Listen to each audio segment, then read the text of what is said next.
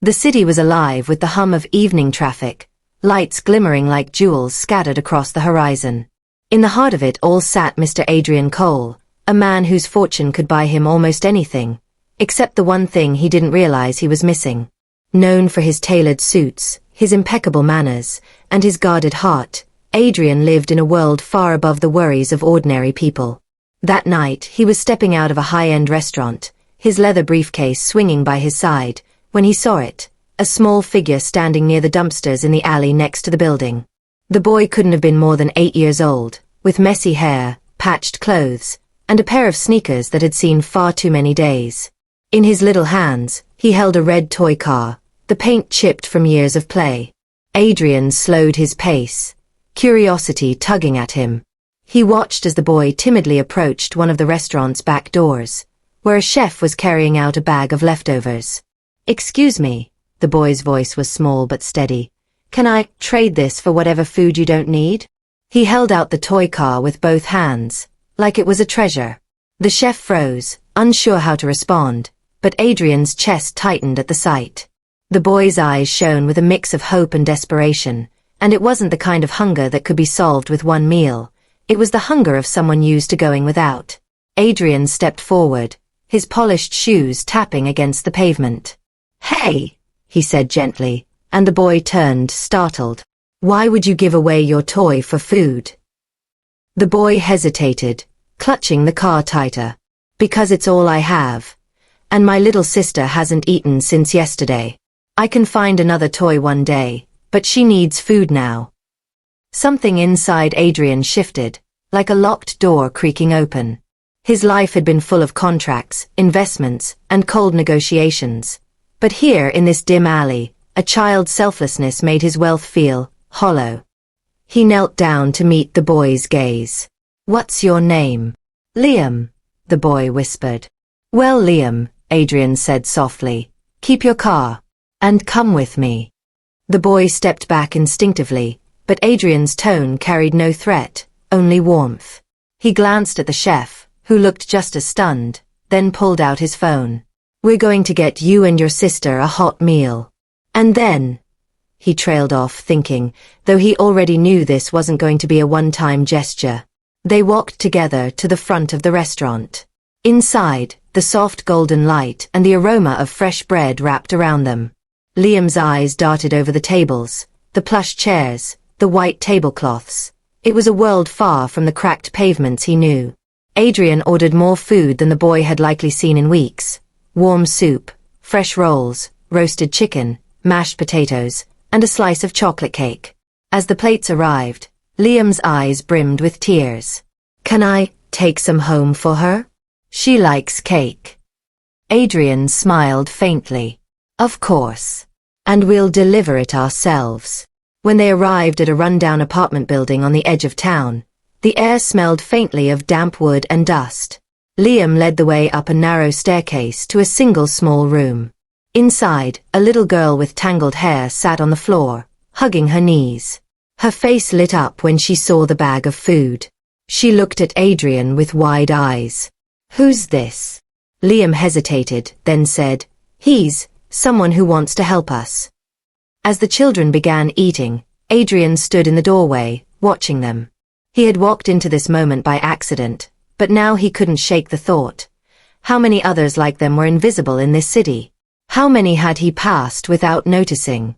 He pulled out his phone again, this time not for business, but to make arrangements that would reach far beyond tonight.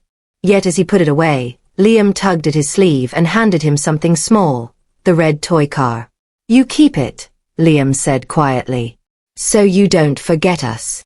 Adrian stared at the tiny chipped car resting in his palm. For the first time in years, he felt the sting of tears.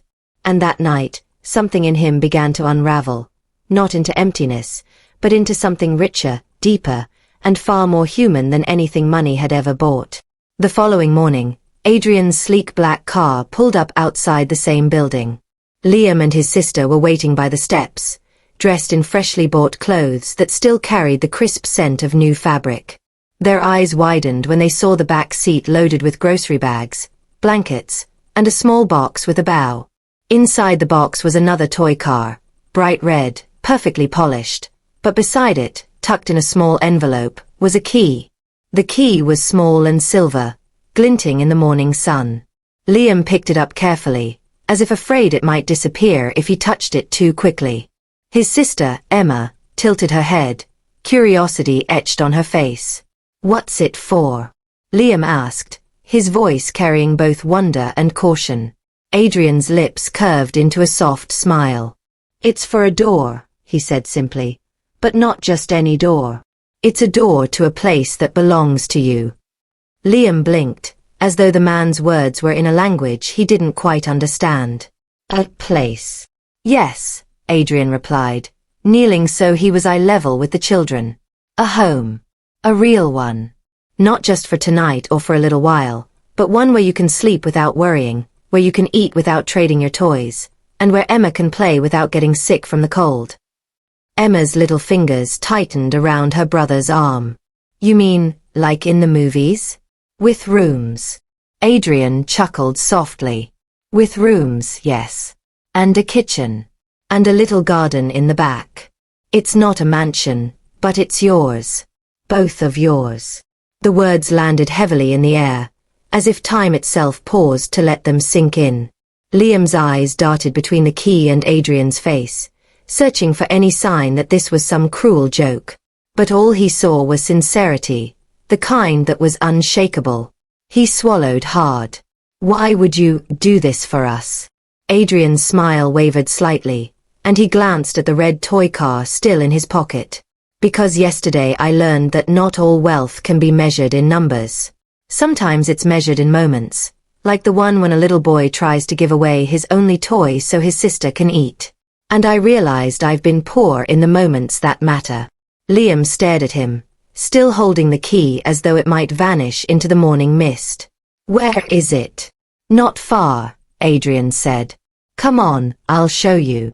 They climbed into Adrian's car, Emma pressing her small hands against the window, gasping at every park and storefront they passed. Liam sat quietly, the key resting in his lap, glancing between the road ahead and the man driving.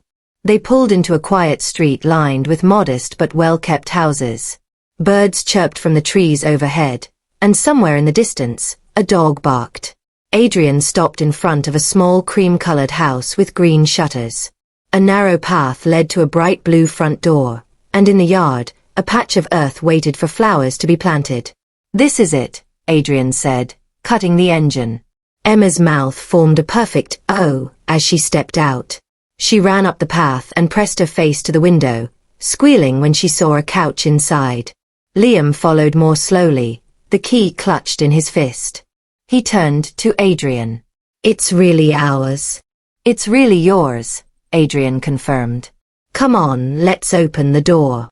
The key slid in smoothly, and with a soft click, the door swung open to reveal a warm, sunlit living room. The furniture was simple but new. Soft couch cushions, a sturdy coffee table, a bookshelf with a few colorful storybooks already waiting. The scent of fresh paint still lingered in the air. Emma darted from room to room, her laughter echoing off the walls.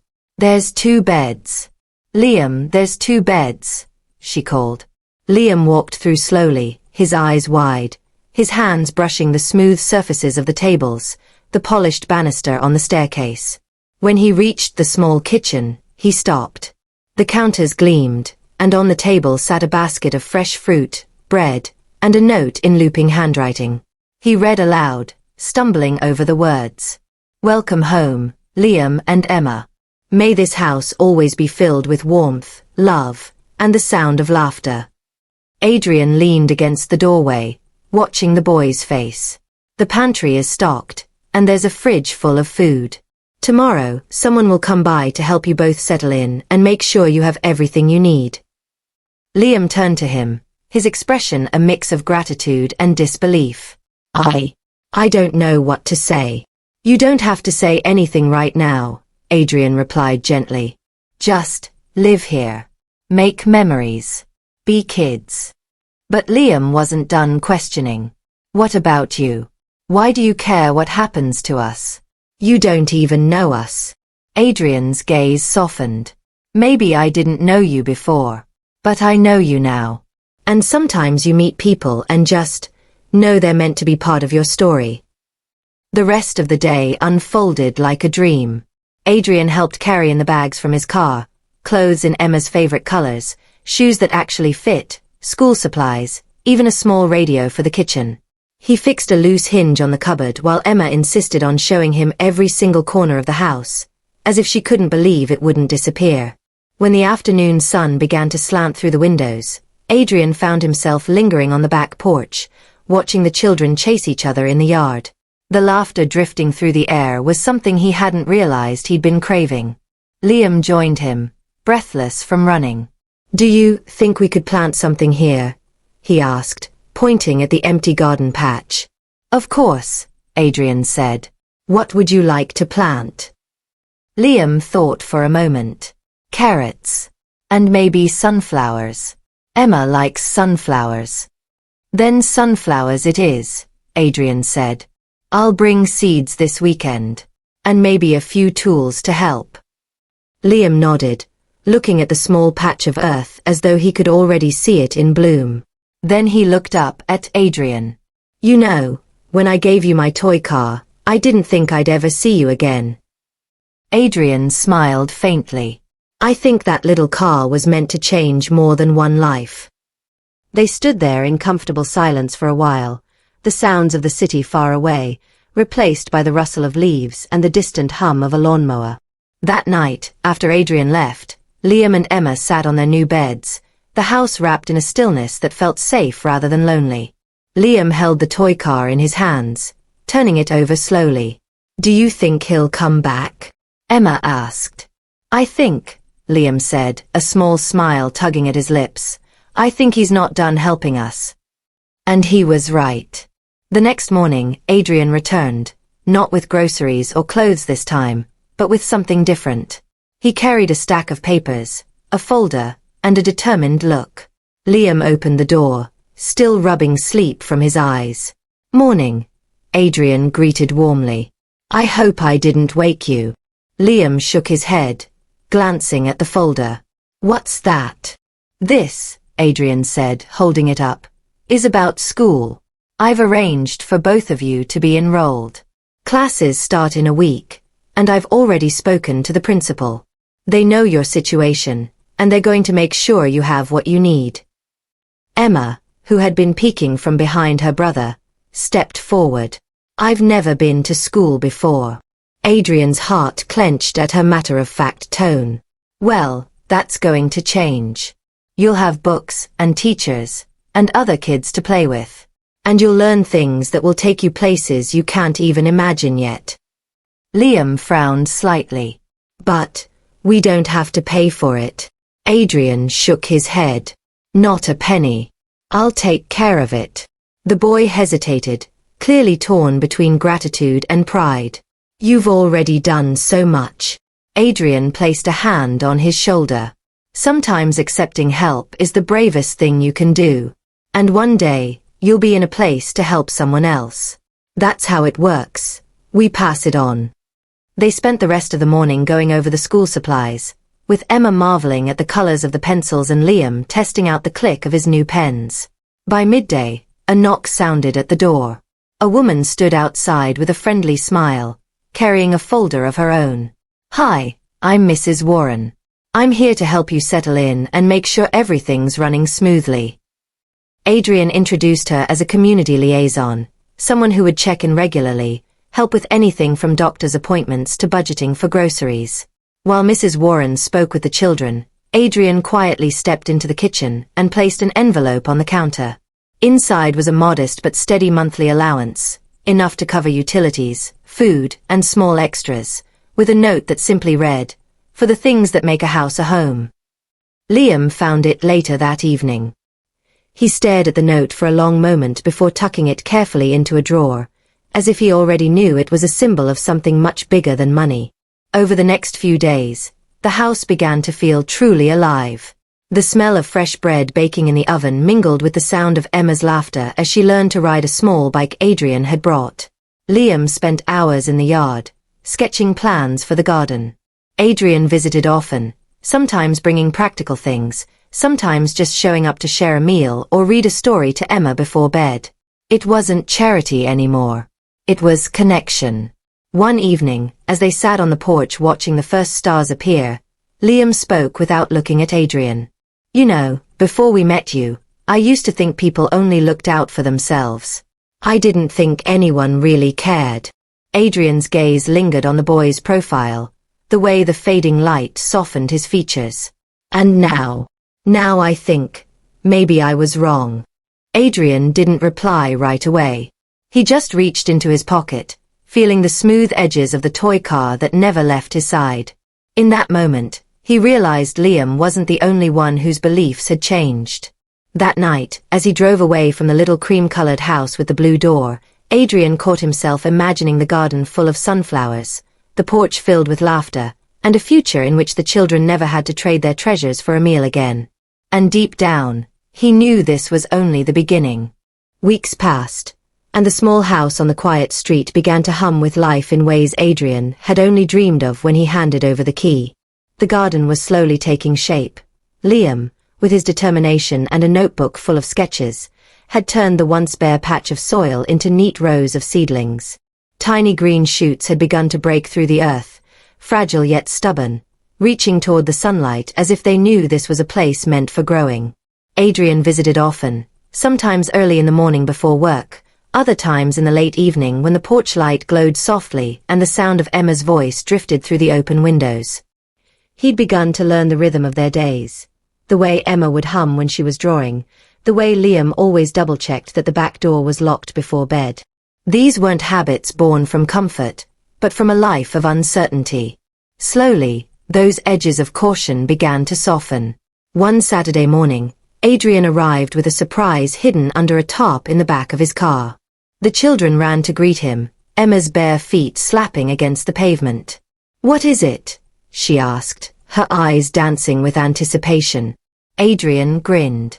"Help me unload it and you'll see." Together, they pulled back the tarp to reveal a wooden workbench, freshly sanded and smelling faintly of varnish. "For the garden," Adrian explained. "And for whatever else you want to build. You two are going to need a place to work when those sunflowers get taller than you." Liam's eyes lit up in a way Adrian had come to recognize. It was the look of someone who'd been given not just a gift, but a tool to create something of their own. "We can build birdhouses," he said. "And maybe a fence." "Exactly," Adrian said. "And I've got some extra wood and paint in the car for your first project." The rest of the day unfolded in a flurry of sawdust and laughter. Adrian rolled up his sleeves and helped them measure and cut, teaching them how to hold the hammer steady. Emma painted the first birdhouse bright yellow, declaring it the Sunflower Hotel, for all the birds who would visit once the flowers bloomed. As the afternoon waned and the light grew golden, Adrian found himself lingering again. He had a meeting early the next morning, a long list of business matters waiting for him, but somehow they all seemed smaller compared to this, compared to the sight of two children discovering the joy of making something with their own hands. By the time the stars began to prick the sky, the birdhouse was finished and perched proudly on a post near the garden. Emma insisted they'd have guests by morning. "You'll see," she said confidently. "Birds will love it." Adrian smiled. "I'll take your word for it." Over the next weeks, his visits became less about delivering things and more about being part of their lives. He'd show up with simple groceries, but end up staying for dinner. He'd stop by intending to drop off some books for Emma, only to spend the evening on the porch, reading aloud until her eyelids drooped. There was a quiet joy in these moments, one Adrian had never known in his high-rise apartment or among his expensive possessions. He began rearranging his schedule to make room for them, and his assistant noticed the shift. "Another visit to the little house?" she asked one afternoon, a note of curiosity in her voice as she handed him a stack of documents. "Yes," he said without hesitation. "And you can push the Parker meeting to Monday." If she was surprised by his newfound flexibility, she didn't show it, but Adrian caught the faint smile she tried to hide. One evening, as summer began to warm the air, Liam came running out to meet him with an envelope in his hand. "We made you something," he said breathlessly. Inside was a drawing, Emma's careful work, of the cream-colored house with the blue door, the garden in full bloom, and 3 stick figures standing in front. Liam, Emma, and Adrian. Above them, in uneven block letters, were the words, "Our family." Adrian stared at it for a long moment, his throat tightening. He'd been called many things in his life: boss, investor, client, but never family. "Thank you," he said quietly, tucking the drawing into his jacket pocket as if it were the most valuable document he'd ever received. Days blurred into a comfortable routine. Adrian took them to the farmer's market on Sundays, teaching them how to pick ripe fruit. He helped Liam with math homework and listened patiently as Emma explained her elaborate stories about the birds visiting their garden. One afternoon, he arrived to find Liam waiting with a different kind of request. "Can you come to my school?" Liam asked, his tone hesitant. Adrian frowned slightly. "Is something wrong?" Liam shrugged, looking at the ground. "They're having this parent day thing. You don't have to. I just thought." Adrian didn't let him finish. "Of course I'll come." When the day arrived, Adrian walked into the school gymnasium in a crisp shirt, feeling oddly nervous. He spotted Liam at a table, sitting up straighter when he saw him. The teacher smiled warmly and gestured toward a display of projects. Liam beamed as he showed Adrian his science project, a small model of a garden ecosystem, complete with paper sunflowers and tiny clay birds. "I made it like ours," he explained. Adrian felt an unfamiliar swell of pride. Not the kind tied to profits or deals, but something much more human. As they left the school that day, Liam walked a little taller. And for the first time in years, Adrian felt like he was exactly where he was supposed to be. One evening not long after, as they were planting the last row of carrots in the garden, Liam spoke up. "You know, before you came, I used to think my life would always be like it was. Just trying to get through each day." Adrian paused, looking at the boy's dirt-smudged face. "And now?" Liam's smile was small but certain. "Now I think maybe things can grow. Like the garden. If you take care of them." Adrian didn't reply right away. He simply placed another seed in the soil and patted the earth gently, as if sealing a promise neither of them needed to say out loud. By midsummer, the garden had exploded with color. Sunflowers towered over the fence, carrots and tomatoes thrived in neat rows, and the birdhouse, Emma's sunflower hotel, was occupied by a pair of tiny sparrows. The children spent hours outside, barefoot in the grass, their laughter carrying on the warm breeze. Adrian often found himself staying long after sunset, the 3 of them sitting on the porch steps with mugs of cocoa, talking about everything and nothing. He'd never realized how much peace could come from simply existing in the same space as people who trusted you. And yet, beneath the joy, a quiet thought lingered. This wasn't how life had always been for them. They'd come from hardship, from days of hunger and uncertainty. And while Adrian could give them stability now, he knew the world outside their blue door still held shadows. One evening, after the children had gone to bed, Adrian lingered in the kitchen, his hands wrapped around a cup of tea. Mrs. Warren had stopped by earlier with some updates. Liam was thriving in school, Emma was making friends, but there was more to be done. She'd mentioned tutoring for Emma, extracurricular activities for Liam, ways to help them not just live, but flourish. Adrian found himself thinking back to the day he'd first seen Liam in the alley, offering his toy car for leftovers. That moment had cracked something open inside him, and he knew now it wasn't enough to patch the crack. He had to rebuild what was missing, brick by brick, moment by moment. The next week, he signed Liam up for a local soccer team and enrolled Emma in an art class at the community center. He drove them to their first sessions himself, waiting on the sidelines while Liam darted across the field with a grin that wouldn't fade. In the art room, Adrian watched Emma dip her brush into bright colors, her small hands moving with confidence.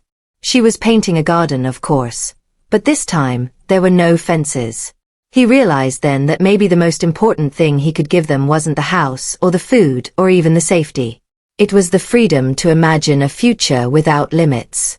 That night, when they returned home, Liam left a small packet on the kitchen table. "Seeds," he said. "For next year. I thought we could keep planting." Every year. Even when the first ones die, we'll have more. Adrian looked at the packet, wildflowers, and felt something settle in his chest. Yes, he said softly. Every year. And just like that, the house on the quiet street wasn't just a home anymore. It was a beginning. By late August, the air began to hold that faint, almost imperceptible shift, the kind that whispered summer wouldn't last forever.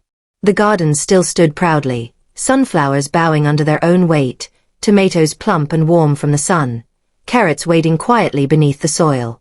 The days were still bright, but the evenings cooled faster now, and a few leaves at the edge of the street were beginning to hint at gold. Adrian found himself arriving earlier and staying later, as though he could somehow hold back time by being present. His work calendar, once the heartbeat of his life, had started to feel like background noise.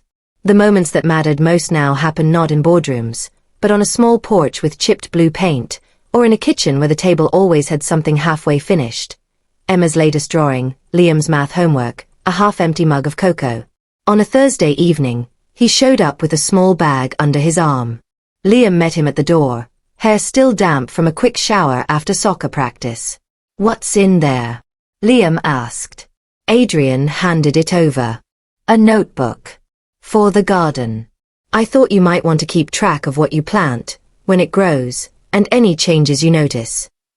Liam flipped through the blank pages with an almost reverent care. "Like a garden diary?" "Exactly.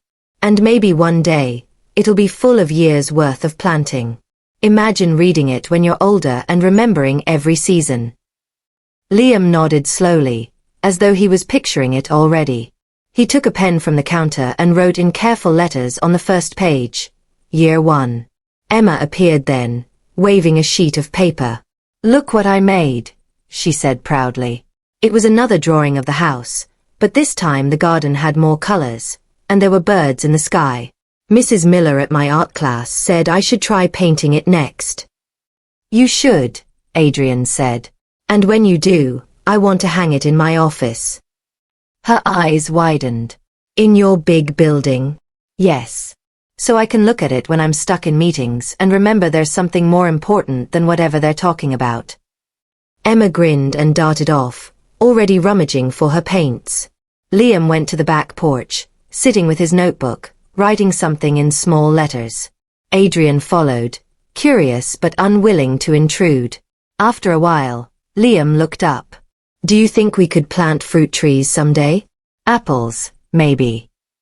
"Definitely," Adrian said. "But trees take patience. They take years before they really give fruit." Liam smiled faintly. "That's okay. I think we'll be here a long time." Adrian felt the words settle in him with a warmth that was hard to name. That weekend, they held what Emma called their first harvest feast. It wasn't grand, just roasted vegetables from the garden, bread from the farmer's market, and a pie Mrs. Warren had dropped off. But they set the table with care, lighting the single candle in the center. Adrian carved the bread while Liam poured drinks, and Emma insisted they each say one thing they were thankful for before eating. When it was Adrian's turn, he hesitated. In the past, gratitude had been easy to list. Deals closed, profits earned, awards won. Now, those things felt hollow next to the flicker of the candle and the sound of Emma's quiet giggle. "I'm thankful," he said slowly, "for the day I met you both. And for this table, right now." Liam gave a small, almost shy smile, and Emma reached over to pat Adrian's hand.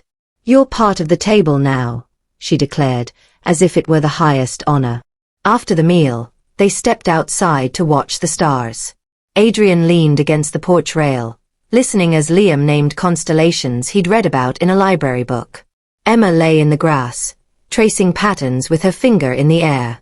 It struck Adrian how still everything felt, not the kind of stillness that was empty, but the kind that was full, like the pause between heartbeats. The next few weeks fell into a gentle rhythm. Mornings were for school and work, afternoons for soccer practice or art class, evenings for tending the garden or sharing a meal. Adrian began leaving some of his work to his most trusted employees, realizing the company didn't collapse without him micromanaging. One Wednesday, He arrived to find Liam pacing on the porch, holding a folded flyer. "They're doing a school trip next month," Liam said. "To the Science Museum in the city." "That sounds great," Adrian said. "It costs $20. Liam's voice was tight, and his gaze flicked away. "I was gonna save up from the change Mrs. Warren gives us for groceries, but Emma's art class needs new paints, so..." Before he could finish, Adrian held up a hand. "You're going. And Emma's getting her paints. No arguments." Liam's shoulders relaxed, but he still muttered, "I don't like taking so much from you." Adrian crouched so they were eye level. "You're not taking, Liam. You're letting me give. And one day, you'll be in a position to give to someone else. That's how this works." The boy was quiet for a moment, then nodded. When the day of the field trip came, Adrian made sure Liam had not just the $20 but a little extra for lunch and souvenirs. That evening, Liam returned with a grin, telling stories about dinosaur fossils and planetarium shows. Adrian listened, soaking in the joy that seemed to spill out of him. Emma, not to be left out, showed him the new set of paints she'd chosen, a mix of bright and pastel colors. "I'm going to paint the garden when the leaves change," she said. "It'll be a fall garden picture." By mid-September, the first of those leaves began to drift down, curling and crisp underfoot. The air smelled different now, cooler, with a hint of wood smoke from a neighbor's chimney. The sunflowers began to bow lower, their petals fading to pale gold. Adrian and Liam harvested the last of the carrots, Emma gathering the seeds from the biggest sunflower heads. One evening, as the sky blushed pink and orange, Liam approached Adrian with a question that caught him off guard. "Do you ever miss your old life? Before all this?" Adrian thought for a long moment. "I miss the person I thought I was supposed to be, but not the life. This," he gestured toward the house, the yard, the children. "This feels more real than anything I had before." Liam nodded, as though he understood more than his years suggested. "I think sometimes people don't know what they're missing until it's right in front of them." "That's true," Adrian said softly. The following week, a light rain fell for 2 days straight, pattering against the roof and making the air smell clean and sharp. The garden drank it in, though the season was nearly done. Inside, they baked bread and read books, the windows fogged from the warmth inside. One afternoon during the rain, Adrian found Emma sitting at the kitchen table, painting a picture of 3 mugs of cocoa. She added tiny swirls of steam rising from each one. "It's us," she explained. "We're warm inside, even if it's cold outside." He watched her for a while, realizing she'd summed up something far bigger than she knew. When the rain cleared, the air had that unmistakable autumn crispness. They began talking about what to plant in the spring, making lists in Liam's garden notebook. Adrian promised to bring apple tree saplings when the weather warmed again. And through it all, there was an unspoken understanding. This was more than a house, more than a garden, more than chance meetings or charity. It was something that was taking root in all of them. Something that would keep growing, season after season, if they kept tending to it together. By October, the garden was nearly bare except for the hardy herbs that clung to life despite the cooler days. The once towering sunflowers now leaned on their stalks, seeds picked clean by birds that Emma insisted were repeat guests from the Sunflower Hotel. The evenings came sooner now, and the warm amber glow from the living room windows could be seen from the end of the street. Adrian found himself pulling up outside the little cream-colored house more often after dark. The sight of that glow, of knowing who was inside waiting, felt like an anchor he hadn't known he needed. One Friday evening, he arrived with a canvas bag over his shoulder. Liam was at the door before he could knock. "What's that?" Liam asked. "Something for tonight," Adrian said. He stepped inside, setting the bag on the table and pulling out a stack of hardcover books. "A library, for when it's too cold to be out in the garden." Emma came running from the living room, her socks sliding on the floor. "Books. Books," Adrian confirmed. "Everything from stories about explorers to how-to guides on building things." And he pulled one out with a glossy cover, A children's atlas. You can see the whole world without leaving this table. They spent the rest of the evening sprawled on the rug, flipping through pages.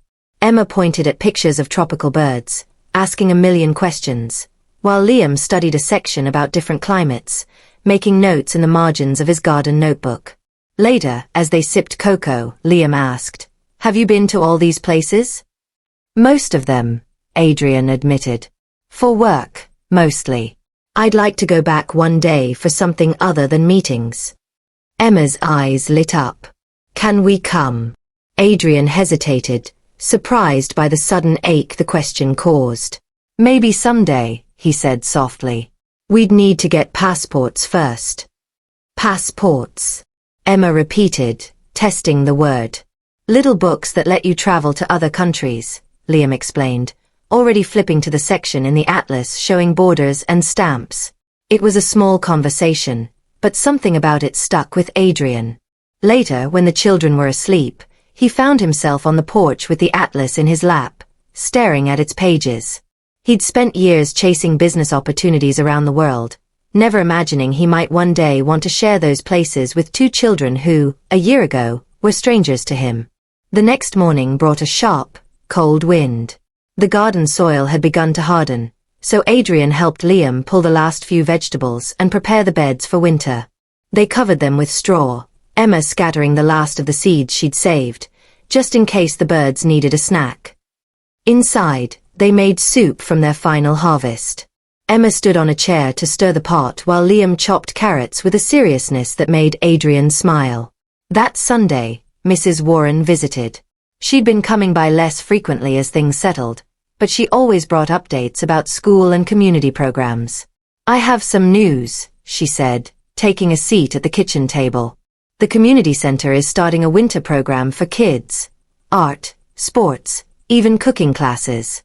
It's free, and it might be a good way to keep them busy when it's too cold for the garden." Emma's eyes went wide. "Cooking classes?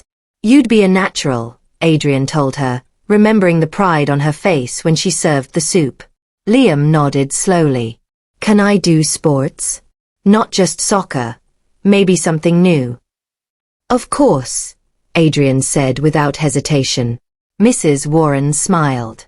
"I'll handle the paperwork. Classes start in 2 weeks." After she left, Emma bounced on her toes. "I'm going to make cakes and pies and bread and maybe not all at once," Liam teased.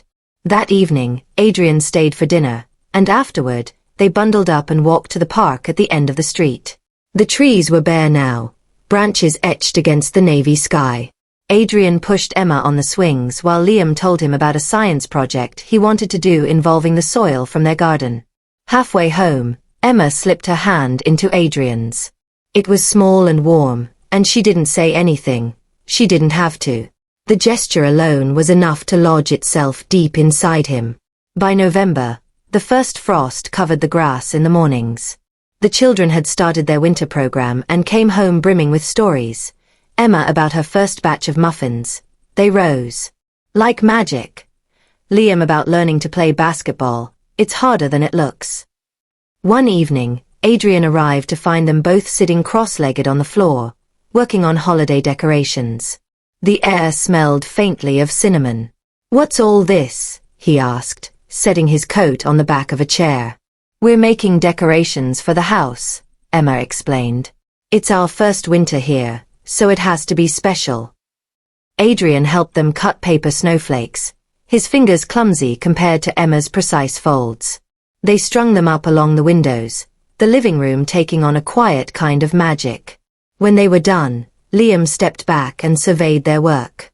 "Looks like a real home now," he said. "It's always been a real home," Emma corrected.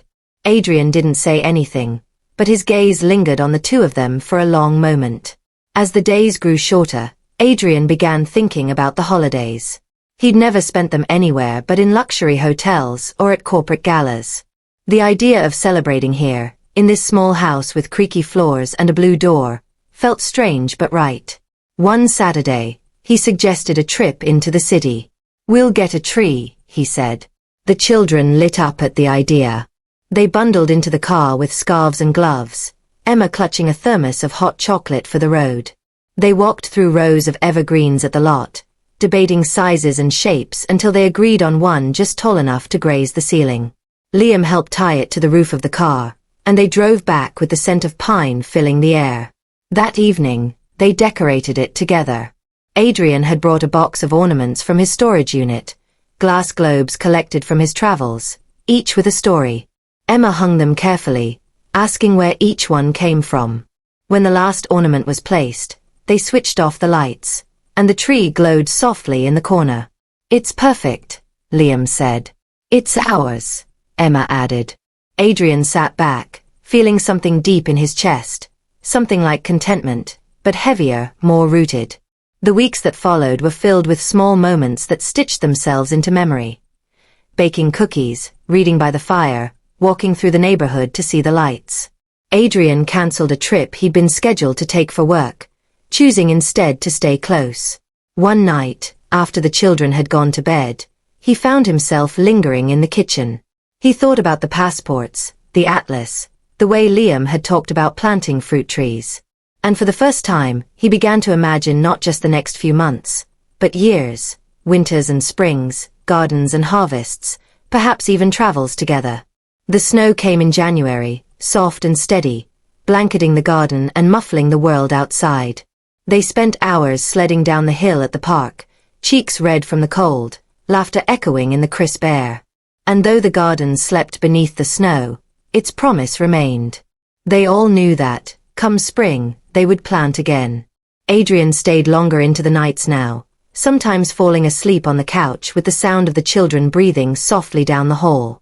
And with each day that passed, the little cream-colored house with the blue door felt less like something he'd given away, and more like something he'd been given in return. By late January, the snow was deeper than Emma had ever seen. The garden was buried under a thick, undisturbed layer, the raised beds invisible except for the faint humps that hinted at where they lay. The three of them had built a small fort at the edge of the yard, shaping the snow into curved walls and a domed roof, leaving a small opening for the door.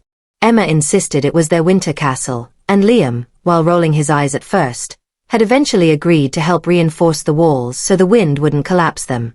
Adrian had been the one to suggest carving out little shelves in the inside walls to hold candles in glass jars. That first evening, when the candles flickered in the icy cave, the whole thing looked magical, like they'd stepped into a storybook. Emma kept dragging him out every night to see if it was still standing, and every night so far, it was.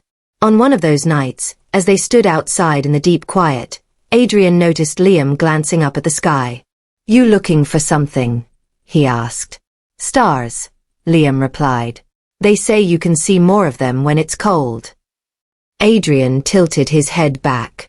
The air was crystal clear, and the stars were indeed brighter, sharp points of silver against the ink-black sky. Emma pointed excitedly to one that seemed to twinkle harder than the rest. "That's Sirius," Adrian said without thinking. "Sirius," Emma repeated, giggling. "Like Sirius. It's the brightest star in the night sky," Adrian explained. "Named after the dog star in ancient mythology. Sailors used it to navigate." "Can it navigate us?" Emma asked. "To where?" Adrian said with a smile. "To spring," she said without missing a beat. The boy didn't smile immediately, but he did glance sideways at Adrian as if weighing something unspoken. "Spring's just better," Liam finally said. Adrian didn't argue. "We'll get there," he said quietly. Inside, the warmth hit them instantly, bringing the smell of cinnamon tea and the faint scent of pine from the tree that Emma had insisted on keeping up until every needle falls off.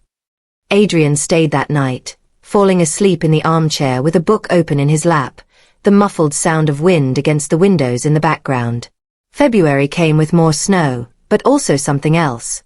Liam's school announced a science fair. Adrian heard about it over dinner one evening when Liam pulled a folded flyer from his backpack. "I was thinking of doing a soil comparison project," Liam said. "Like, testing the dirt from the garden against, I don't know, store-bought potting soil." "That sounds like something you'd actually use later," Adrian said. "Do you have the materials?" Not all of them, Liam admitted. I can help with that, Adrian said. And maybe we can take it further, look at water retention, nutrient content. Liam's face lit up in the smallest way, which for him was practically a fireworks display. The next weekend, Adrian showed up with bags of different soils, pH test kits, and even a small digital microscope. They set up in the kitchen, using Emma's muffin tins to hold samples. Emma insisted on being the lab assistant, taking careful notes in a spiral notebook. By the time the science fair rolled around, Liam had built a trifold display board complete with graphs and magnified photos of soil particles. Adrian took the day off work to attend. He stood in the back of the school gym, watching Liam explain his project to a pair of judges, his voice steady but his eyes flicking to Adrian once or twice as if to make sure he was still there. When Liam won second place in his category, Emma cheered loud enough to startle the people in the next row. Adrian caught the way Liam's lips twitched upward before he quickly looked away. That night, they celebrated with homemade pizza, Emma's idea. She piled hers high with cheese and mushrooms, while Liam stuck to pepperoni. Adrian experimented with roasted vegetables, prompting Emma to wrinkle her nose and tell him he was too fancy for pizza. March arrived slowly, with slush and mud replacing the snow. The air began to smell faintly of thawing earth. Liam started spending more time in the yard, poking at the soil with a stick to see how deep the frost still was. Emma began planning what flowers she wanted to plant, drawing them in her notebook in bright crayon colors. One Saturday, Adrian arrived to find Liam sitting on the porch steps with a sketch pad. He was designing a new layout for the garden, more organized, with rows for vegetables, a section for herbs, and a corner for flowers. You've been thinking about this, Adrian said, leaning over to look. Liam shrugged. If we plan it right, we can grow more than last year. And maybe sell some. Sell. Adrian repeated. Liam glanced at him. At the farmer's market. People buy fresh vegetables there all the time. We could save the money. For something. Adrian didn't ask what something meant. Instead, he said, you'll need to figure out crop rotation, and maybe companion planting. Liam nodded. Already working on it. Over the next weeks, they prepared the beds, working side by side in the softening soil. Adrian brought compost, Liam tilled it in, and Emma scattered seeds for early crops like lettuce and radishes. The garden became a living map of their shared efforts. One breezy afternoon in April, while they were planting, Mrs. Warren stopped by. She stood at the gate, smiling at the neat rows already sprouting. You've done wonders here, she said. It's not just a garden, it's a project, a place to grow together. Adrian felt the truth of her words settle over him. He'd thought he was simply helping, filling a need. But somewhere along the way, this had become more than that. As spring deepened, the children's schedules filled with more than just gardening. Emma performed in a small school play. Adrian sat in the front row, camera ready, while she scanned the crowd until she found him, then delivered her lines with extra energy. Liam joined a weekend youth group that taught woodworking. His first project was a birdhouse, which they hung from a tree near the garden. Adrian made time for all of it, even when it meant rearranging meetings or taking calls in the car on the way back from an event. One evening in late April, after a long day of planting tomatoes, they sat on the porch with lemonade. The sun was setting, painting the sky in pink and gold. You know, Emma said suddenly, this is better than the atlas. Adrian smiled. Better than traveling? No, better than just looking at places, she said. We're making our own place. Liam didn't say anything, but he nodded slowly, as if in agreement. By May, the garden was alive again, greens pushing up through the soil, bees moving lazily from flower to flower. Adrian found himself thinking ahead, to harvest, to autumn, even to next winter. He realized he didn't want this to be a temporary chapter. But he also knew something else, something he'd been quietly wrestling with. If he wanted to be part of their lives for good, he would have to make it known, clearly and without hesitation. And that thought, though both terrifying and thrilling, stayed with him as summer crept closer. Would you like me to continue this next 5,000-word segment directly from here without ending the story? The summer sun hung low, casting golden light over the garden. Tomato vines, heavy with fruit, swayed gently in the evening breeze. The scent of basil drifted from the herb patch, and somewhere nearby, bees hummed lazily among the lavender. Adrian stood by the fence, watching Liam and Emma harvest vegetables into a large wicker basket. The sight was so simple, so ordinary, yet it felt monumental. Months ago, they were strangers bound only by a single, heartbreaking encounter. Now they were something more. Emma skipped over to him with a cluster of cherry tomatoes, holding them up proudly.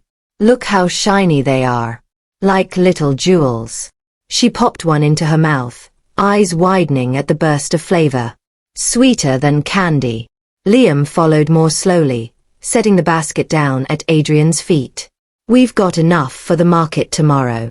His voice carried quiet satisfaction, but his eyes flicked to Adrian with something unspoken behind them. Adrian crouched, examining the harvest. You've both done incredible work, he said, meaning every word. He looked at Liam. This was your vision. And you made it happen. Liam's shoulders lifted slightly, as if resisting the compliment, but then he let them drop. Couldn't have done it without you. That night, they gathered in the kitchen to prepare for the market. Emma washed vegetables in the sink, splashing water everywhere, while Liam arranged them neatly into baskets. Adrian printed little handwritten signs, fresh from our garden, naturally grown, picked with care. The next morning, the three of them set up their stall under a white canopy at the edge of the farmer's market.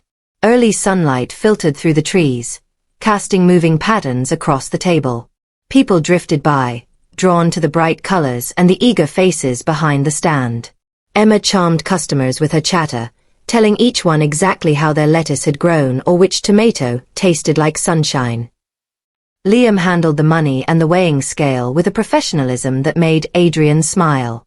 He stayed in the background, letting them take the lead, but every so often their eyes found his, and he felt an unspoken connection, a thread binding them closer. By midday, most of their produce was gone. Liam counted the earnings carefully, his eyes widening at the total. We made this much, he asked, disbelief in his voice. Emma clapped her hands. We're rich.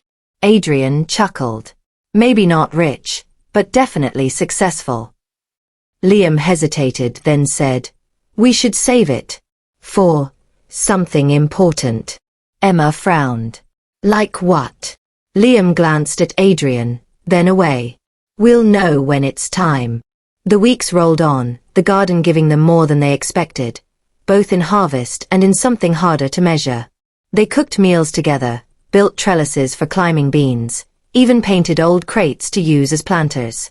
One quiet afternoon, as the season edged toward autumn, Adrian sat on the porch steps, watching the leaves at the far edge of the yard begin to change.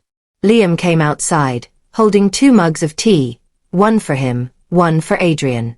Thanks, Adrian said, taking the mug. Liam sat beside him, both of them watching Emma chase a butterfly across the yard. For a long moment, neither spoke. Then Liam said, softly, I didn't think people like you stayed. Adrian turned to him. People like me? You know, Liam said with a shrug, people who help.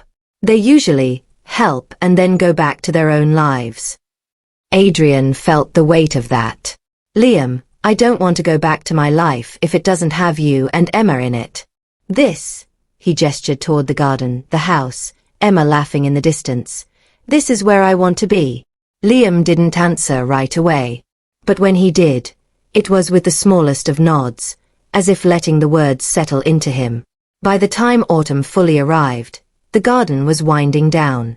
The last of the tomatoes were picked, the squash stored in wooden crates. Adrian came by one afternoon with a surprise, a small greenhouse kit. So we can grow things through the winter, he explained.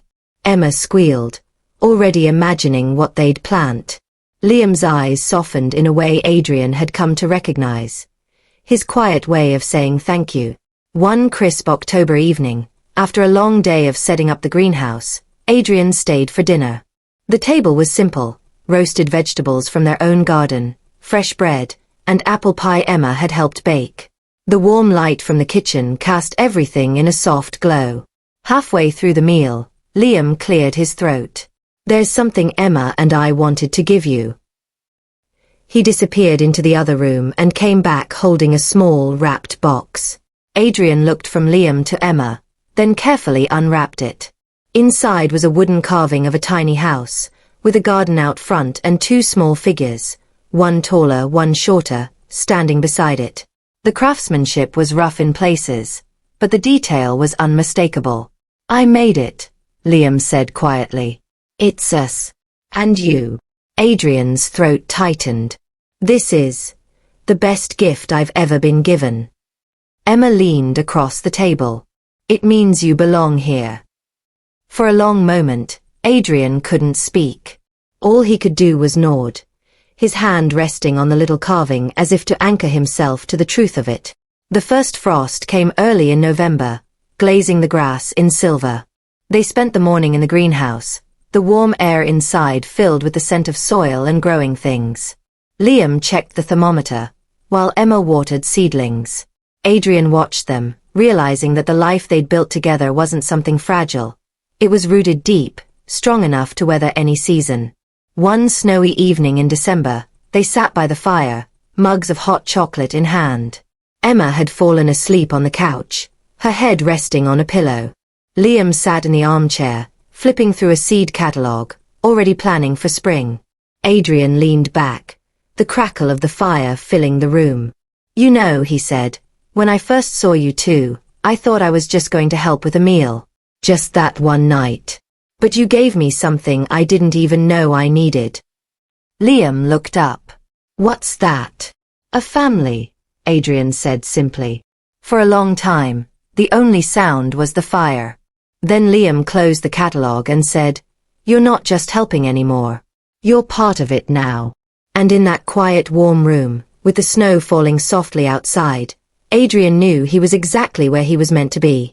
The road that had started with a small boy offering a toy car for leftovers had led him here, to a life not measured in wealth, but in moments, in shared work, in laughter and quiet evenings, in the unspoken promise that they would face every season together. The world beyond might still spin with noise and hunger and hardship, but here, in this little house with the garden out back, something rare had taken root. Something worth protecting. Something worth everything. And it would grow, not just through the coming spring, but for all the seasons yet to come.